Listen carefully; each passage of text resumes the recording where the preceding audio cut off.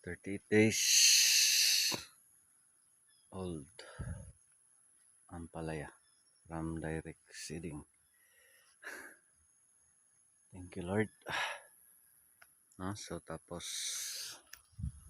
real talk tayo dito sa ampalaya farming. No, so isa sa pinaka worst problem sa ampalaya na walang lunas. No, so ito yung pinakamahirap, pinakatinding problema sa ampalaya na pag dumating, tsak, wala talaga. No? So, last 2 years ago, way back 2021, no? Yung udet tumama sa ating area. Yan yung first nating ampalaya. No? So 2 years na tayo sa ampalaya farming na nagpo-focus. No? So yung time na yon, yan yung first nating tanim. Wala, ubos-ubos talaga. No? So tapos ngayon may bagyo. Yan yung pinaka saklat na problema dito sa ampalaya. No? Na kung tumama sa area natin, tumama sa area mo, wala talaga. 0-0. No? So again, kumusta sa area ninyo? Blessed tayo. Sana wala mo nang bagyo. No? So naka-signal number 1 dito sa Cebu. Dun sa ibang area, signal number 2. Sana okay lang yung mga pananim ninyo. Sana okay lang yung mga pananim natin. Ito yung pinakasaklap na problema ni farmer. Maliban doon sa mga sakit, yung mga sakit, pwede rin yan malunasan. Pwede na yan natin magamot. No? So dito yung masaklap pag tumama sa iyo yung bagyo. No? So mangyari, wala, 0-0 talaga. No? So sana malampasan natin ang mga pagsubok, lalo na sa pagsubok sa panahon dito sa pagpa-farming. No? Again, yung ampalaya natin, mahina yung paglago considering mainit yung tempo sa area natin. No? Kaya kung mapansin ninyo, hindi natin sinara yung mulch. Grabe na yung damo. No? Dahil makatulong din yung damo sa panahon na mainit, yung sobrang init. Tapos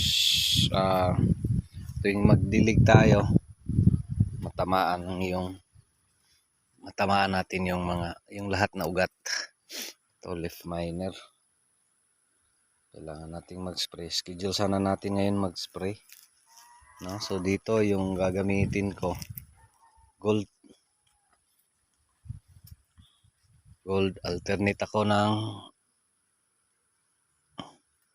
ito pa, grabing leaf miner, yung mga uod na maliit na itlog. No? So alternate ko titso kasi bundle yon, kaya niyang puksain yon yung mga ganong klaseng problema, uod, thrips mites. No? Si gold kasi yung focus niya is lang, uod. No? So again, maraming bading dito, maraming barako dito sa ating ampalaya. No? So sana yun nga, makasurvive itong ating tanim.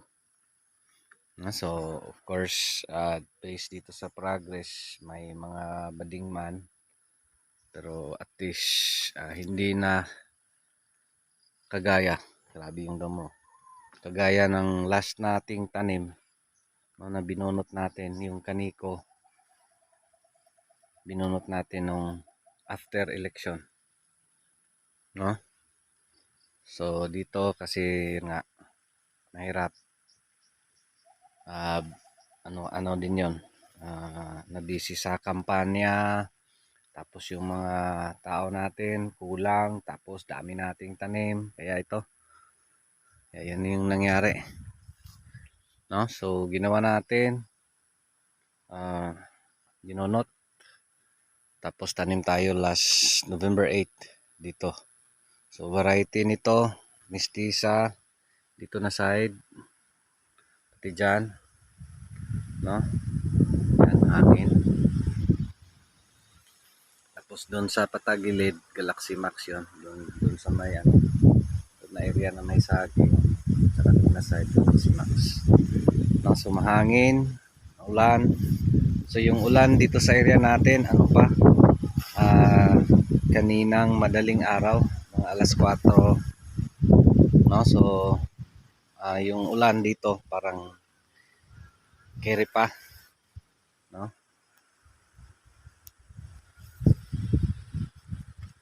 So again dito, yun may mga bading, no? So sana yun na yun. Di na madagdagan pa, di na mag-ano pa, hawaan pa.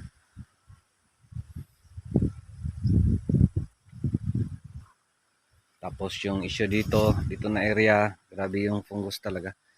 No, yan yung nakikita ko dito na area. Kasi last, maski dun sa talong natin, tanim natin dito.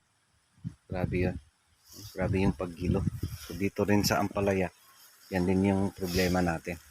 No, kaya dikit tayo sa pag-spray. So mangyari ito, wala na naman. No, so punta tayo dun sa sumilong tayo. No, so dyan, mistisa. Dito mistisa. No, so may mga bunga man dito. Napaka-kunti pa. Na considering yung paglago niya ay talaga, mahina. Pero based dito sa progress, sana magtuloy-tuloy, no? So may mga bunga, yan. Napaka konti pa. Pero again, pasalamat na ako. Thank you Lord na kayanan, no? Tapos dito malayo kasi to yung atip, no? Kaya hindi pa gumaganon. Kunti pa lang yung nasa atip. Kasi mahaba yung building. Na dito sa mas maikli yung, grabe yung fungus dito guys. So, grabe talaga. So kailangan na yung dikitan sa pag-spray ng mga systemic na mga fungicides. Nasa dito Luna, Galileo. Yan yung natin. Bawal yung kabrio sa mga ganito guys. O yung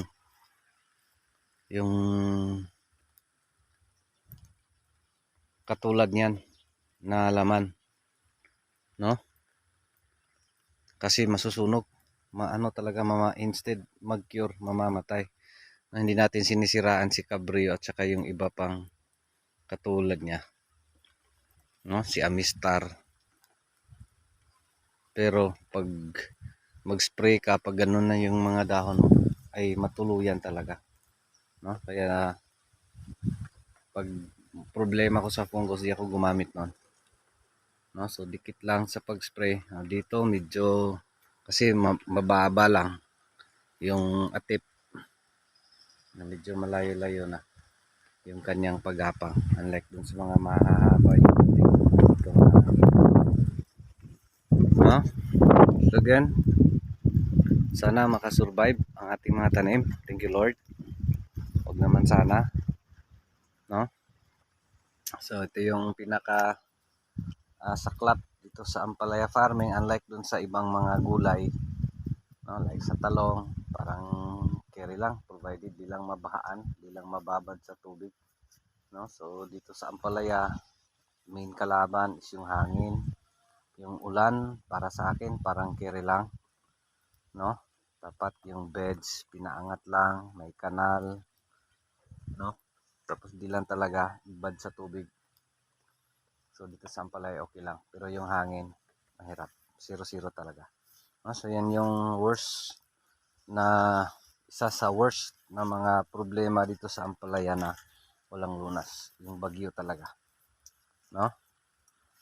Kasi yung tag-init, pwede yan natin matubigan. Pag tag-ulan, pwede mo yan mapreparahan, no? Yung land prep mo. Pero yung bagyo, wala. No, so real talk dito sa pagpa-farming, again sa atin, tuloy lang, tsaka laban lang in God's time. Aahon din tayo, no? So, dapat tanggapin mo kung anong kalalabasan, and that's normal, and that's part sa life natin ng mga farmers na may mga ganito. So sa atin lang is patuloy lang, no? No, so yun lang, maraming salamat. To pa rin si Jupila Farmer, anak ni Matoy, ang farmer nga gwapo, suhito, may kahibalo. Pan ay saba kay manoon pa ko. Daghang salamat. And God bless. Thank you. Thank you, Lord. No, so nagsimula na siyang magbulaklak. So yan ang sign natin na simula na siyang magbigay ng mga bunga. No, so again, mistisa dito, dun sa taas yung Galaxy Max. Doon na side. Galaxy Max dyan, yan. Again, may mga bading din. Pero again, thank you. Thank you, Lord. Doon, Galaxy Max din yan dyan. At least, konti-konti lang. No? Thank you, Lord. God bless everyone. Ingat po tayo.